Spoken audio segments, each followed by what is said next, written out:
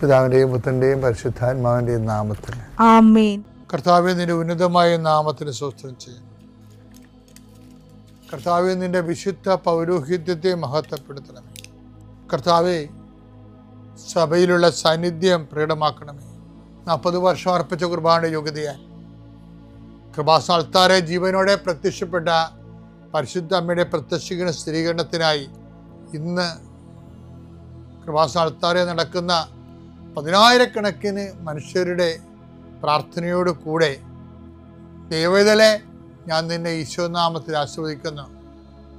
മാതാവിൻ്റെ പ്രത്യക്ഷീകരണത്തിൽ ഇന്ന് വരെ നടന്നിട്ടുള്ള എല്ലാ അനുഭവ സാക്ഷികളുടെയും സാക്ഷ്യങ്ങൾ നിനക്കും ഈ നിമിഷം നിൻ്റെ ഏറ്റവും വലിയ സങ്കടകരമായ അവസ്ഥകളെ അതിജീവിക്കാൻ ദൈവം നിന്നെ സഹായിക്കട്ടെ എന്ന് പ്രാർത്ഥിക്കുന്നു. നീ ഭയപ്പെടുന്ന വ്യക്തികൾ, നീ സങ്കടപ്പെടുന്ന കാര്യങ്ങൾ, നീ എന്ത് ചെയ്യും, എങ്ങനെ അതിജീവിക്കും എന്ന് വേദനിക്കുന്ന വിഷയങ്ങൾ, അതിൻ്റെ മേലെല്ലാം കർത്താവിൻ്റെ ആത്മാവ് പ്രവർത്തിക്കട്ടെ.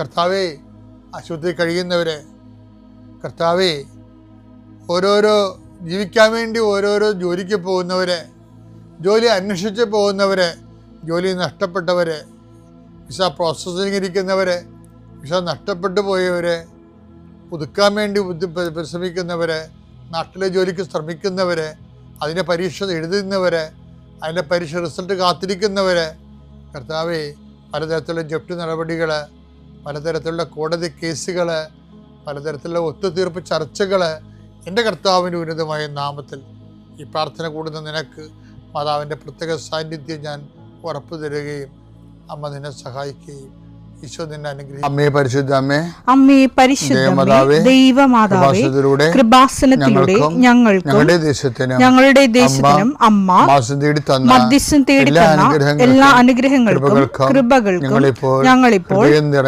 നിറഞ്ഞ നന്ദി പറയുന്നു.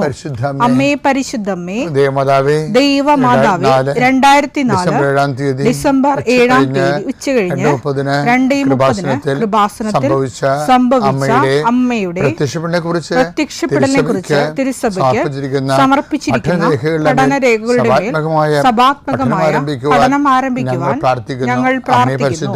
അമ്മേ പരിശുദ്ധമേ, ഭൂസ്വർലോകങ്ങളുടെ രാജ്ഞിയായ അങ്ങേയ്ക്ക് ഭൗമസംരക്ഷണത്തിനായി പ്രപഞ്ചപ്രകൃതിയെ തന്നെ തിരുസഭ പ്രതിഷ്ഠിക്കുവാൻ ഈ പ്രത്യക്ഷീകരണം വഴി ഇടയാക്കണമേ. പരിശുദ്ധമേ, ജപമാല മാതാവേ, സകല കൃപാസനം പ്രാർത്ഥനയോടും ചേർത്ത് ഞങ്ങളിപ്പോൾ പ്രാർത്ഥിക്കുന്ന ഈ കുടുംബത്തിന്റെ പ്രത്യേക നിയോഗം മക്കളെ.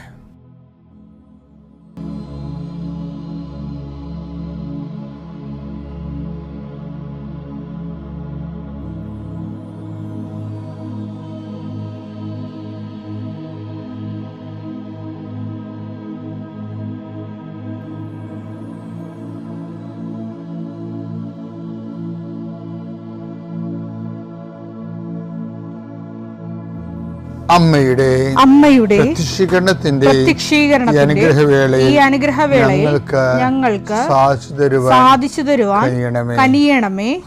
ആമേൻ. ഞാൻ നിങ്ങളുടെ ഇന്നലെ പറഞ്ഞല്ലേ, ദൈവം ഇടപെടല് ഉറപ്പ് വരുത്തുന്ന 2 മെത്തേഡുകളുണ്ട്. ഒന്നാണ് ഇന്നലെ നമ്മൾ കണ്ടത്. എന്താണ്?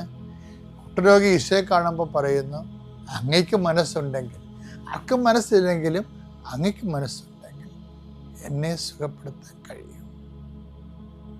അപ്പോൾ ഈശോയും അതേ നാണയത്തിൽ തന്നെ പറഞ്ഞു, ആർക്കും മനസ്സില്ലെങ്കിൽ നിന്റെ കാര്യത്തിൽ എനിക്ക് മനസ്സുണ്ട്, നീ ജീവിക്കുക എന്ന് പറയും.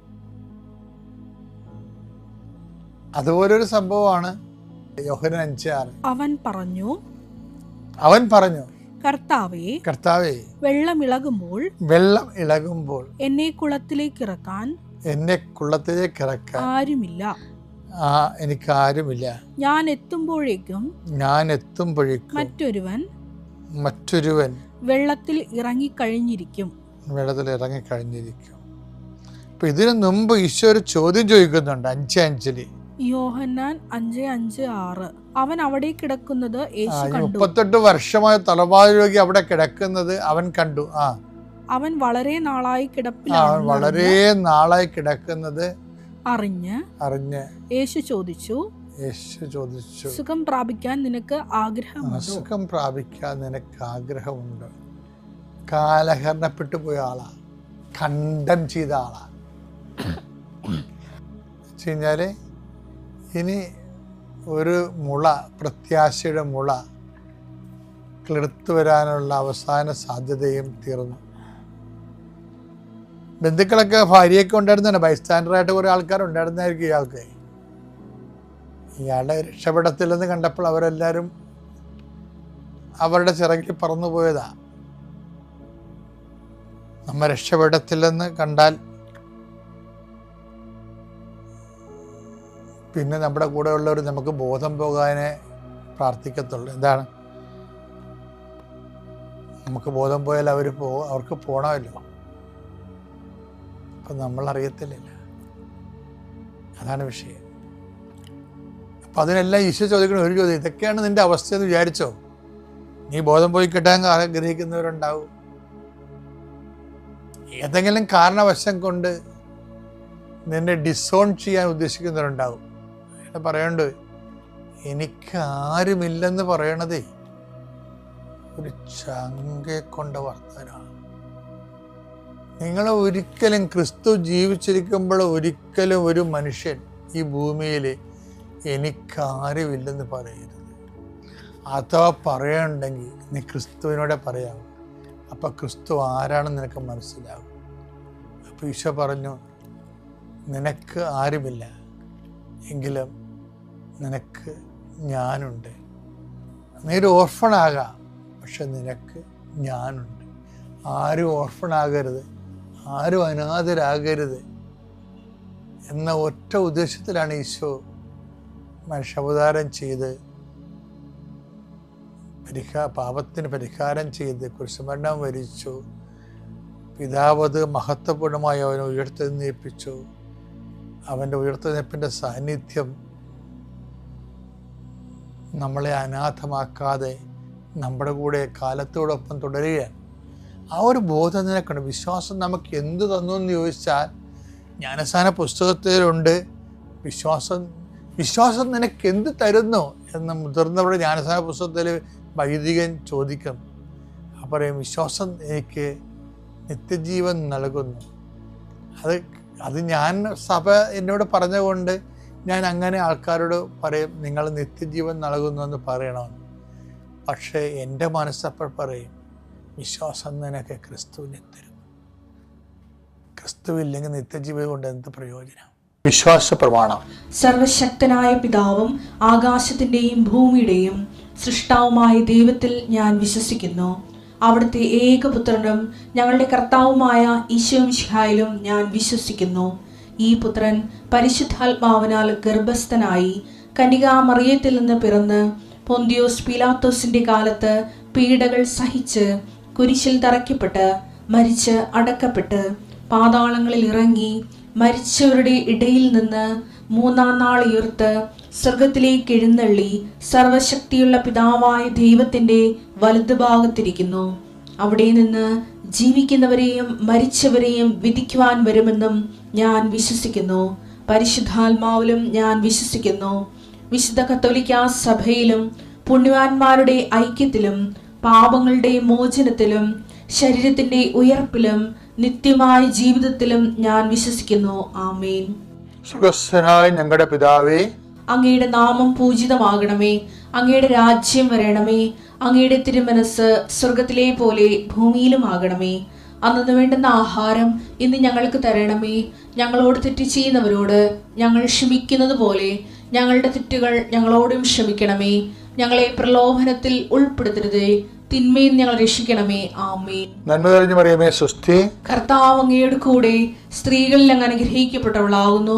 അങ്ങയുടെ ഉദരത്തിൻ ഫലമായി ഈശോ അനുഗ്രഹിക്കപ്പെട്ടവനാകുന്നു. പരിശുദ്ധ മറിയമേ, തമ്പുരാന്റെ അമ്മേ, പാപികളായ ഞങ്ങൾക്ക് വേണ്ടി ഇപ്പോഴും ഞങ്ങളുടെ മരണസമയത്തും തമ്പുരാനോട് അപേക്ഷിക്കണമേ. ആമേൻ. എൻ്റെ അവസ്ഥകൾ 119 നമ്മൾ 26 കണ്ട പോലെ എൻ്റെ അവസ്ഥകൾ ഞാൻ വിവരിച്ചപ്പോൾ അങ്ങനെക്ക് ഉത്തരം വരളി. അപ്പം ഈ അവസ്ഥകൾ ചില സമയത്ത് ചില അവസ്ഥകൾ ദൈവം തന്നെ ഉണ്ടാക്കും. അത് വിശ്വാസി അറിയണം. എന്തിനാ? നിന്നെ കൃപയിൽ വളർത്താൻ വേണ്ടി ദൈവം ചില അവസ്ഥകളുണ്ടാക്കും. ഇപ്പം നമ്മൾ 1 സാമുവേല്, ഇപ്പം നിങ്ങൾ ചോദിച്ചില്ലേ, എൻ്റെ നാത്തൂന് മക്കളുണ്ട്, എൻ്റെ അനിയത്തിക്കുണ്ട്, ചേട്ടത്തിക്കുണ്ട്, എനിക്ക് മാത്രം മക്കളില്ലേ, എന്നോട് മാത്രം എന്താ ഇങ്ങനെ ചെയ്തത് എന്ന് ചോദിക്കുന്നവരുണ്ട്. കുറേ ചോദ്യങ്ങളുണ്ടല്ലോ. എല്ലാവർക്കും അവർക്കെല്ലാം ആ മക്കളെ കൊടുത്ത് എനിക്ക് മാത്രം 3 പെൺമക്കളെ തന്ന്, എന്തെല്ലാം ചോദ്യങ്ങളാണ്. ദൈവത്തിനെ കൈ കിട്ടുകയാണെങ്കിൽ ചോദ്യങ്ങൾ മാത്രമേ ഉണ്ടാകത്തുള്ളൂ. ദൈവത്തിനെങ്ങാനും മനുഷ്യൻ്റെ കൈ കിട്ടുകയാണെങ്കിൽ ചോദ്യം മാത്രം. എന്താ കാര്യം? എൻ്റെ അനിയത്തിക്ക് 2 ആൺമക്കളെ കൊടുത്തു, എൻ്റെ ചേട്ടത്തിക്ക് 2 ആൺമക്കളെ കൊടുത്തു, എനിക്ക് 2 പെൺമക്കളെ തന്നിരിക്കണത്. പെൺമക്കളെ കേൾപ്പിച്ച് പറയത്തില്ല, അവരെങ്ങാനും പറഞ്ഞാൽ അവരെ തന്നെ അപ്പം തന്നെ വനിതാ കമ്മീഷനിൽ പോവും. അത് മനസ്സിൽ പറയും. പെൺമക്കളെ കിട്ടിയതൊക്കെ എന്നാ കുഴപ്പമുണ്ടായത് അവർ വേണേൽ അവിടെ നിന്ന് ചോദിക്കും. ഇപ്പോഴത്തെ പെൺപിള്ളേരുടെ പേര് ബോൾഡ് എന്നല്ലേ, അല്ല പെൺപിള്ളേരുടെ പേരിലല്ല, അവർ ബോൾഡാണ് തോന്നണത്. പറയണത് ചിലപ്പോൾ ഈ ബോൾഡിൻ്റെ പേരിൽ അഭ്യാസമായിരിക്കും പറഞ്ഞത്, എന്തും ആയിക്കോട്ടെ. പക്ഷേ ചില സമയത്ത് ആൾക്കാർക്ക് അങ്ങനെ തോന്നും ദൈവത്തോട് ചോദിക്കാൻ. കാര്യം അത് ദൈവത്തിൻ്റെ നിധിയാണെന്ന് നീ തിരിച്ചറിഞ്ഞില്ലെന്നുണ്ടെങ്കിൽ നിനക്ക് കിട്ടിയതും കിട്ടാത്തതും ഒരുപോലെ ഇരിക്കും. നിധി എപ്പോഴും നിധിയാകണം. എങ്ങനെയാണ്? നിധി തിരിച്ചറിയുമ്പോഴാണ്. 2 പെൺമക്കളെ കിട്ടിയിരിക്കണം, അത് നിധിയാണ് ദൈവം തന്നിരിക്കുന്നത്. പക്ഷെ നിനക്കറിയാൻ പറ്റണില്ല. നീ എപ്പോഴും നോക്കണത് അയൽവാസിക്ക് 2 ആൺമക്കളാണ്, അപ്പുറത്ത് 2 ആൺമക്കളാണ്, അനിയത്തിക്ക് 2 ആൺമക്കളാണെന്ന് പറഞ്ഞാൽ അങ്ങോട്ട് നോക്കിക്കൊണ്ടിരിക്കുകയാണ്. അതായത് നിധി തിരിച്ചറിയാത്ത ആൾക്കാർ ഒത്തിരി ഉണ്ട്. കർത്താവ് നമ്മുടെ ഇതില്ലേ, ഈ കർത്താവ് എപ്പോഴും പറഞ്ഞത് നിധി എപ്പോഴും തിരിച്ചറിയണമെന്നാണ് പറഞ്ഞിരിക്കുന്നത്. സങ്കീർത്തന, അതായത് മത്തായി ശ്രീകായുടെ സുവിശേഷം 13-ാം അധ്യായത്തിൽ നിധി തിരിച്ചറിയാൻ പറയുന്നുണ്ട്. മത്തായി ശ്രീകായുടെ സുവിശേഷം 13-ാം അധ്യായത്തിൽ, അതായത് സ്വർഗരാജ്യം വയലിൽ ഒളിച്ചു വച്ചിരിക്കുന്ന നിധിക്ക് തുല്യമാണ്. അപ്പം നിന്നെ സംബന്ധിച്ചിടത്തോളം നിൻ്റെ സ്വർഗരാജ്യം ചിലപ്പോൾ 2 പെൺമക്കളിലൂടെ ആയിരിക്കും ദൈവം നിനക്ക് തരണത്. കാര്യം നിൻ്റെ ദൈവഹിതം അതായിരിക്കും. ചിലപ്പോൾ നിനക്ക് മക്കളില്ലാതായിരിക്കാം, ചിലപ്പോൾ നിൻ്റെ ദൈവരാജ്യം അതായിരിക്കും. എന്താ കാര്യം? 1 സാമുവേൽ 1:5 വായിക്കണേ വെച്ച്. 1 സാമുവേൽ 1:5. ഹന്നായെ കൂടുതൽ സ്നേഹിച്ചിരുന്നെങ്കിലും ആര് സ്നേഹിച്ചിരുന്നെങ്കിൽ എൽക്കാന, അത് വഴി, അത് വേറെ വിഷയം. പറ. അവർക്കൊരംശം മാത്രമേ സമ്പത്ത് നൽകിയിരുന്നുള്ളൂ. എന്തെന്നാൽ കർത്താവ് അവളെ വന്ധ്യയാക്കിയിരുന്നു. അതാണ് അവസ്ഥ. അതാരും ആക്കിയതല്ല, കർത്താവ് അവളെ വന്ധ്യയാക്കിയെന്ന്. ഇപ്പം കർത്താവിന് ഈ അവസ്ഥ ഉണ്ടാക്കുന്ന വിഷയമുണ്ട്. മനസ്സിലായില്ലേ? നിങ്ങൾ ദൈവമായിട്ട് മുന്നോട്ട് പോകണമെങ്കിൽ ഈ കളികളെല്ലാം പഠിക്കേണ്ടി വരും. ചില വിഷയത്തിൽ കർത്താവ് തന്നെ അങ്ങനെ ഡെലിബറേറ്റായിട്ട് ചെയ്യും. അങ്ങനെ ചെയ്യണ സമയത്ത് ഇപ്പം നീ അവൻ അത്യുന്നതിൻ്റെ പുത്രനെന്ന് വിളിക്കപ്പെടുകയൊക്കെ മറിയത്തോട് പറയുമ്പോഴും മറിയം ഉടനെ പ്രൈസ്തലോടൊന്നും പറയണ്ട, കർത്താവിൻ്റെ ദാസി എന്ന് പറഞ്ഞാൽ മതിയെന്ന് പറഞ്ഞത് ആരാണ്? പറഞ്ഞ പ്രൈസ്തലോടെന്ന് പറയേണ്ട കാര്യമാണത്. മറിയത്തിനെ കൊണ്ട് എന്തുകൊണ്ടാണ് പ്രൈസ്തലോടെന്ന് പറയിപ്പിക്കാതെ കർത്താവിൻ്റെ ദാസി എന്ന് പറഞ്ഞത്? ഈ അത്യുന്നതൻ്റെ പുത്രന് വിളിക്കപ്പെടുന്ന മുമ്പ് 2-3 പരീക്ഷ ഉണ്ട്, അതാണ് കുഴപ്പം. വേറെ കുഴപ്പമൊന്നുമില്ല. ഗെത്സെമനിലൊന്ന് കിടക്കണം, ചോര പുറത്തുനിന്ന് വരും, വേറെ കുഴപ്പമൊന്നും. വേർപ്പിന് വരും, ചോര വരും പുറത്ത്. കുരിശേ കിടക്കണം, അത് തുണിയില്ലാതെ കിടക്കേണ്ടി വരും. അത്യുന്നതൻ്റെ പുത്രനെ വിളിക്കണ മുമ്പ് 2-3 പരീക്ഷ ഉണ്ട്. അതുകൊണ്ട് നീ ഉടനെ കയറി പൈസലോടൊന്നും പറയണ്ട, ആ പരീക്ഷ എല്ലാം കഴിഞ്ഞതിന് ശേഷം പറഞ്ഞാൽ മതി. ആ പരീക്ഷയെക്കുറിച്ച് ഏറെക്കുറെ ഒരു ധാരണ കിട്ടിയപ്പോൾ മറിയം പറഞ്ഞ് my soul magnifies the lord എന്ന് പറഞ്ഞ് ഈ പരീക്ഷയെക്കുറിച്ച് പിടി കിട്ടിയപ്പോഴാണ്. പരീക്ഷ തുടങ്ങിയല്ലേ അവർ. എലിസബത്തിൻ്റെ വീട്ടിലോട്ട് ഔസേപ്പിതാവ് സംശയിക്കുന്ന സമയത്ത് എലിസബത്തിൻ്റെ വീട്ടിലോട്ട് പോകുന്നതോടുകൂടി അവരുടെ പരീക്ഷ തുടങ്ങി. അപ്പോൾ അതിനുള്ളിൽ പരിശുദ്ധാത്മാവ് കുറേ കാര്യങ്ങൾ പറഞ്ഞു. ആ കാര്യങ്ങളെല്ലാം മനസ്സിൽ വെച്ചുകൊണ്ട് ജ്ഞാനം കിട്ടിയപ്പോഴാണ് പറഞ്ഞത്, ഇത് ഇങ്ങനെ തന്നെ പോകത്തുള്ളൂ. അതുകൊണ്ട് നിനക്ക് പറഞ്ഞിരിക്കണ ഹൃദയത്തിൽ സംഗ്രഹിക്കുന്ന പരിപാടിയാണ്. എന്തെല്ലാം വിഷയം ഉണ്ടായി നീ ഹൃദയം സംഗ്രഹിക്കണം. കുരിശ് കഴിഞ്ഞ് മാത്രമേ നമുക്ക് തമ്മിൽ കാണാൻ പറ്റത്തുള്ളൂ. അയ്യോ, അമ്മയോട് പറയണതാണ് അപ്പ, മോളെ ഒന്നും വിചാരിക്കരുത്, 10-32 വർഷം കഴിഞ്ഞ് മാത്രമേ നമുക്ക് തമ്മിൽ കാണാൻ പറ്റത്തുള്ളൂ. അതുവരെ കാണാത്ത ദൈവത്തിൻ്റെ വചനം കാണാതെ വിശ്വസിച്ചുകൊണ്ട് അമ്മ ജീവിക്കും. സ്തുതിയായിരിക്കട്ടെ. എൻ്റെ പേര് പോൾസി ജെനി, ഇതെൻ്റെ ഹസ്ബൻഡ് ജെനി ജോസ്. ഞങ്ങൾ തൃശ്ശൂർ ഇരിഞ്ഞാലക്കുട മാപ്രാണം ഹോളി ക്രോസ് ഇടവകാംഗങ്ങളാണ്. ഞാനിവിടെ ഏപ്രിൽ 2022 ആദ്യമായി ഇവിടെ വന്ന് ഞാൻ ഉടമ്പടി എടുത്തത്. എൻ്റെ ഹസ്ബൻഡിൻ്റെ അവിടെ ജോലി ചെയ്തിരുന്ന സ്ഥലത്ത് നിന്ന് ഞങ്ങൾക്ക് ലഭിച്ച കൃപാസനം പത്രത്തിൽ നിന്നാണ് കൃപാസനം മാതാവിനെക്കുറിച്ചും ഇവിടുത്തെ അനുഗ്രഹങ്ങളെക്കുറിച്ചും ഞാൻ അറിയാനിടയായത്. ഞാനിവിടെ വന്ന് ഉടമ്പടി എടുത്തു. അതിലൂടെ എനിക്കും എൻ്റെ കുടുംബാംഗങ്ങൾക്കും ഞങ്ങളുടെ സുഹൃത്തുക്കൾക്കും ലഭിച്ച അനുഗ്രഹങ്ങളെക്കുറിച്ച് നിങ്ങളോട് ഷെയർ ചെയ്യാനാണ് ഞാൻ ഇന്നിവിടെ നിൽക്കുന്നത്. ആദ്യം തന്നെ എനിക്ക് 6 വർഷത്തോളമായിട്ട് PCOD ഉള്ള ഒരു വ്യക്തിയായിരുന്നു. അതായത് പീരീഡ്സിൻ്റെ ആദ്യത്തെ 2 ദിവസം ഓവർഫ്ലോ ആയിരുന്നു, ഒട്ടും പുറത്തേക്കൊന്നും പോകാൻ പറ്റിയിരുന്നില്ല. അതുപോലെ തന്നെ എനിക്ക് ഓവുലേഷൻ ഉണ്ടായിരുന്നില്ല. അതുപോലെ ധാരാളം പ്രശ്നങ്ങളുണ്ടായിരുന്നു. ചില മാസങ്ങളിൽ പീരീഡ്സ് വന്നിരുന്നില്ല. മരുന്നുകൾ കഴിക്കുമ്പോൾ വരും, പിന്നീട് പഴയ സ്ഥിതി തന്നെയായിരുന്നു. ആ സമയത്ത് ഉടമ്പടി നേർച്ച വസ്തുക്കൾ ഉപയോഗിച്ചതിൻ്റെ ഫലമായി ഉടമ്പടി എടുത്തതിൽ പിന്നെ എനിക്ക് ഇതുവരെ PCODയുടെ ഒരു ലക്ഷണങ്ങളും ഉണ്ടായിട്ടില്ല. ഞാൻ അതിൽ നിന്ന് പൂർണ്ണ സൗഖ്യം നൽകി മാതാവ് എന്നെ അനുഗ്രഹിച്ചു. അതോടുകൂടെ തന്നെ ഒരു 8 വർഷത്തോളമായിട്ട് എനിക്ക് സ്ഥിരമായിട്ട് തലകറക്കമുള്ള വ്യക്തിയായിരുന്നു. അതായത് തലകറക്കം വരും, അത് എനിക്ക് കുർബാനയിൽ ശരിയായി പങ്കെടുക്കാൻ പറ്റിയില്ല. പള്ളിയുടെ ബാക്കിലൊക്കെ ആയിരിക്കും ഞാൻ ചിലപ്പോൾ ചെന്നിരിക്കുക. അതുപോലെ കുർബാന സ്വീകരിക്കാൻ ലൈനായിട്ട് വന്ന് എനിക്ക് കുർബാന സ്വീകരിക്കാൻ പറ്റിയിരുന്നില്ല. അതുപോലെ തന്നെ എവിടെയെങ്കിലും ക്യൂ നിൽക്കാൻ പറ്റില്ല. അപ്പോൾ ഏതെങ്കിലും ഫംഗ്ഷന് പോകുമ്പോൾ ഒരുപാട് ശബ്ദങ്ങളും ബഹളങ്ങളൊക്കെ കേൾക്കുമ്പോൾ എനിക്ക് അവിടെ നിൽക്കാൻ പറ്റില്ലായിരുന്നു. അതുപോലെ ഇടയ്ക്കിടയ്ക്ക് വയറിന് പ്രോബ്ലംസ് വരും. അതുപോലെ ഒരുപാട് പ്രശ്നങ്ങൾ ഫേസ് ചെയ്തുകൊണ്ടിരിക്കുകയായിരുന്നു. അപ്പോൾ ഒരു പ്രാവശ്യം ഇവിടെ വന്നപ്പോൾ ബഹുമാനപ്പെട്ട ജോസഫ് അച്ഛനെ കാണാനിടയായി. അപ്പോൾ അച്ഛൻ തലയിൽ കൈവച്ച് പ്രാർത്ഥിച്ചപ്പോൾ പറഞ്ഞു, ശരിയായിട്ടുള്ള കാരണം കണ്ടുപിടിക്കാൻ ദൈവം അനുഗ്രഹിക്കട്ടെ എന്ന് പറഞ്ഞാണ് പ്രാർത്ഥിച്ചത്. അപ്പോൾ എനിക്ക് ഹസ്ബൻഡ് പറഞ്ഞിട്ട് പെട്ടെന്ന് തന്നെ ഒരു ആയുർവേദ ഡോക്ടറെ കാണാൻ പറ്റി. അപ്പോൾ ഡോക്ടർ എന്നെ കണ്ടിട്ട് പോലുമില്ല. ഡോക്ടർ എൻ്റെ 1-2 ലക്ഷണങ്ങൾ പറഞ്ഞപ്പോഴേക്കും ഞാൻ ഫേസ് ചെയ്തുകൊണ്ടിരിക്കുന്ന ഒരുപാട് പ്രോബ്ലംസ് ആൾ എന്നോട് ഇങ്ങോട്ട് പറഞ്ഞു. ഇതൊക്കെയാണോ നിങ്ങളുടെ ലക്ഷണങ്ങളെന്ന് ചോദിച്ചു. അപ്പോൾ ഞാൻ പറഞ്ഞു അത് തന്നെയാണ്, എനിക്ക് ഒട്ടും പറ്റുന്നില്ല എന്ന് പറഞ്ഞു. അപ്പോൾ ആൾ പറഞ്ഞു നിങ്ങൾക്ക് തൈറോയിഡിൻ്റെ പ്രശ്നമുണ്ട്. അപ്പോൾ ഞാൻ പറഞ്ഞു ഞാൻ സ്ഥിരമായി മരുന്ന് കഴിക്കുന്ന വ്യക്തിയാണെന്ന് പറഞ്ഞു. അപ്പോൾ ആൾ പറഞ്ഞു ഒന്ന് ചെക്ക് ചെയ്ത് നോക്കുക. അപ്പോൾ ഞാൻ ടെസ്റ്റ് ചെയ്തിരുന്നു, എനിക്ക് നോർമലാണ്, പക്ഷെ മരുന്ന് നിർത്താൻ പറ്റില്ല എന്ന് പറഞ്ഞു.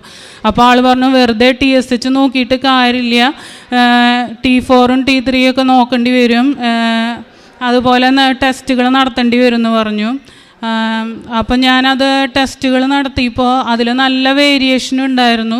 അത് ESR കണക്കല്ലാണ്ട് കൂടുതലായിരുന്നു. ഞാൻ കഴിച്ചിരുന്നത് ഓവർഡോസായിരുന്നു. ഇതൊന്നും ഞാൻ അറിഞ്ഞിരുന്നില്ല. അപ്പോൾ ഒരു പക്ഷേ ഉടമ്പടി എടുത്തിരുന്നപ്പോൾ എൻ്റെ തൈറോയിഡ് മാറിയിരുന്നിരിക്കാം. ഞാൻ മരുന്ന് കഴിച്ചതുകൊണ്ടായിരിക്കാം എനിക്കിപ്പോൾ അത് ഓവർഡോസായിരുന്നു. എനിക്കറിയില്ല എന്താ സംഭവിച്ചതെന്ന്. അപ്പോൾ കൃത്യമായിട്ട് രോഗം മനസ്സിലായതുകൊണ്ട് തന്നെ ഇപ്പം മരുന്ന് കഴിച്ചു തുടങ്ങിയപ്പോൾ എനിക്ക് നല്ല വ്യത്യാസമുണ്ട്. ഇതുപോലെയൊന്നും എനിക്ക് നിന്ന് സംസാരിക്കാനൊന്നും പറ്റില്ല. ഇന്ന് കുർബാനയ്ക്ക് നന്നായി അറ്റൻഡ് ചെയ്യാൻ പറ്റുന്നുണ്ട്, ഡെയിലി കുർബാനയ്ക്ക് പോകുന്നുണ്ട്, കുമ്പസാരിക്കാൻ സാധിക്കുന്നുണ്ട്. അങ്ങനെ എനിക്ക് ഒരുപാട് അനുഗ്രഹം നൽകിയ മാതാവിന് നന്ദി പറയാണ്. അതുപോലെ അതിലും ഒരു 8 വർഷത്തിൽ കൂടുതലായിട്ട് നന്നായി മുടി കൊഴിച്ചിൽ അനുഭവിച്ചിരുന്നു ഞാൻ. അതായത് നമ്മൾ കുമ്പിട്ട് മുടി കോന്തി കഴിഞ്ഞ് കഴിഞ്ഞാൽ ഒരുപാട് മുടി കൊഴിയും. വിഗിൻ്റെ അവസ്ഥയിൽ വരെ എത്തുമെന്ന് പേടിച്ചിട്ടുണ്ട് ഞാൻ. ഈ ഉടമ്പടി നേർച്ച വസ്തുക്കൾ ഉപയോഗിച്ചതിൻ്റെ ഫലമായി എൻ്റെ മുടി കൊഴിച്ചിൽ നല്ല പോലെ കുറഞ്ഞു. എനിക്കിപ്പോൾ ആ മുടി കൊഴിച്ചിലിൻ്റെ പ്രശ്നം ഫീൽ ചെയ്യാറേ ഇല്ല. അതുപോലെ ഇനി എൻ്റെ അപ്പച്ചന് കിട്ടിയൊരു രോഗസൗഖ്യമാണ്. അതായത് അപ്പച്ചന് ഒരു ദിവസം പെട്ടെന്നാണ് യൂറിൻ കളർ ചേഞ്ചിൽ പോയി തുടങ്ങി. ഭയങ്കര വയറുവേദനയായിരുന്നു. അങ്ങനെ ഹോസ്പിറ്റലിൽ കൊണ്ടുപോയി സ്കാൻ ചെയ്തപ്പോൾ അപ്പച്ചന് കിഡ്നി സ്റ്റോൺ ആയിരുന്നു.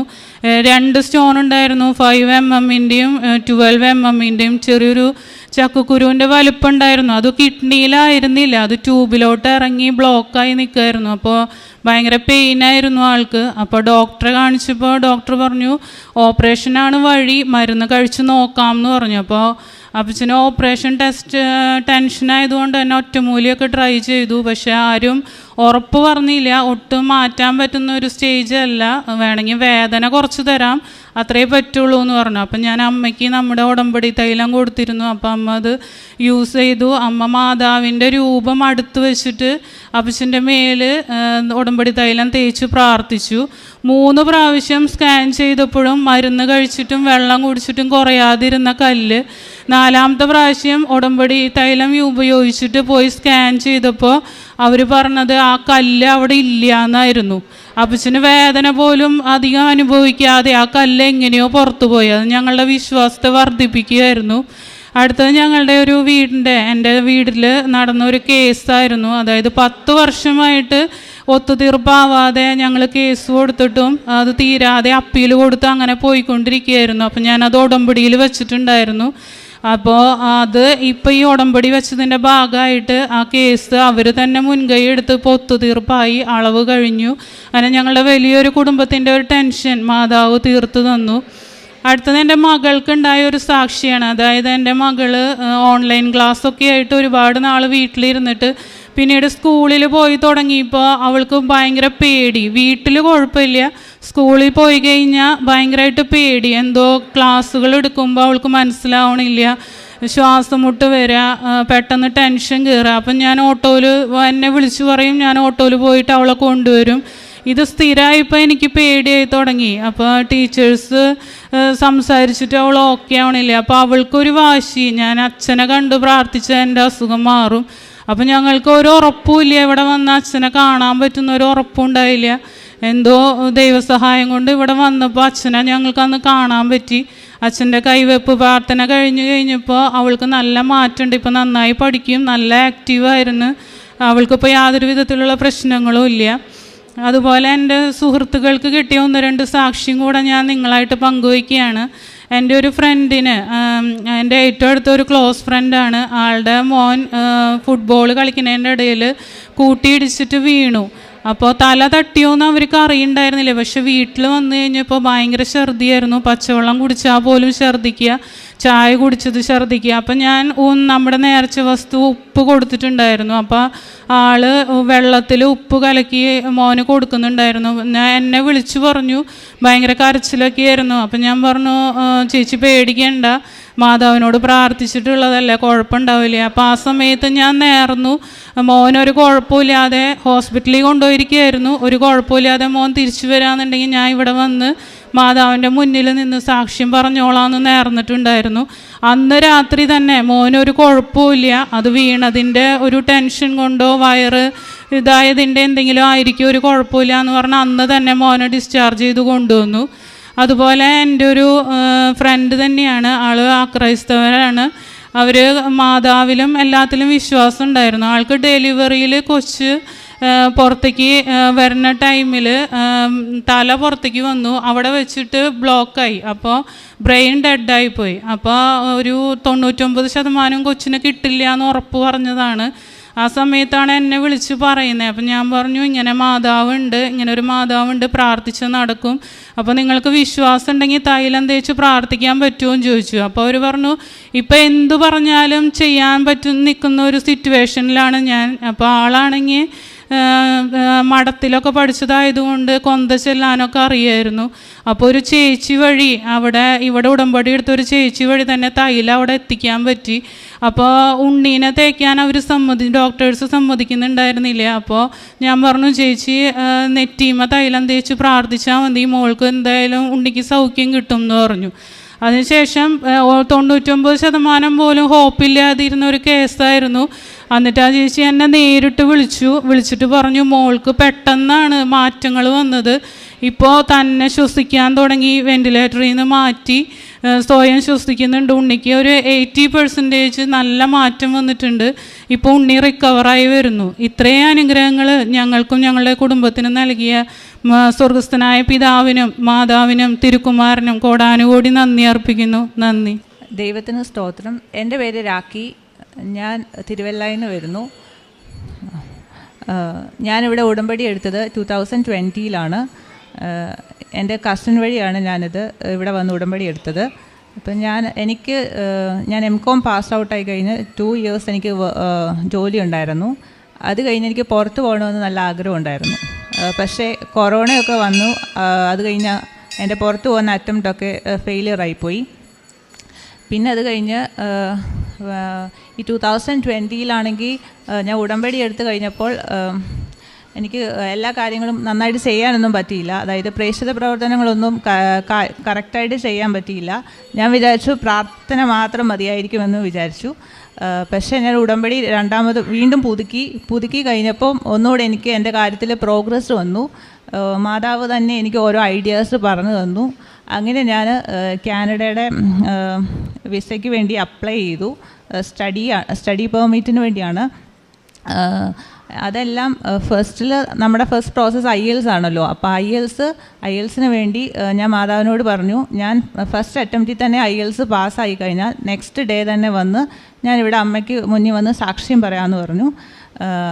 പക്ഷേ IELTS എനിക്ക് ഭയങ്കര പാടൊക്കെ ആയിരുന്നു. 3 മൊഡ്യൂൾസ് എല്ലാം ഭയങ്കര പാടായിരുന്നു. ഞാൻ വിചാരിച്ച് കിട്ടത്തില്ലായിരിക്കുമെന്ന്. പക്ഷേ മാതാവ് എനിക്ക് ഫസ്റ്റ് അറ്റംപ്റ്റിൽ തന്നെ എനിക്ക് പാസ്സാക്കി തന്നു. ഞാൻ അത് കഴിഞ്ഞ ഉടനെ ഇവിടെ വന്നായിരുന്നു. ഞാൻ സാക്ഷി എഴുതി കൊടുത്തേക്കുമായിരുന്നു. പിന്നെ അത് കഴിഞ്ഞിട്ടുള്ള നെക്സ്റ്റ് പ്രോസസ്സ് കോളേജിലേക്ക് അപ്ലൈ ചെയ്യുകയായിരുന്നു. കോളേജിലും അപ്ലൈ ചെയ്തു.